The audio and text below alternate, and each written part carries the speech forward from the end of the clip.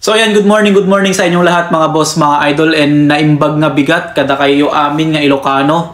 And for today's video nga ay kayo ang bibida ngayon mga idol dahil mag-translate tayo ng Ilocano to French translation. So simulan natin ito sa mga numbers mga idol.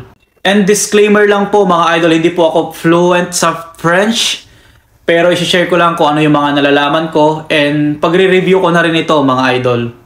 So, simulan na natin ito mga idol. Unahin natin yung mga numbers from 1 to 10. May isa, or, dua, deux, talo, trois, upat, quatre, lima, cinq, inom, six, pito, sept, walo, huit, siyam, neuf, sangapulo, dis.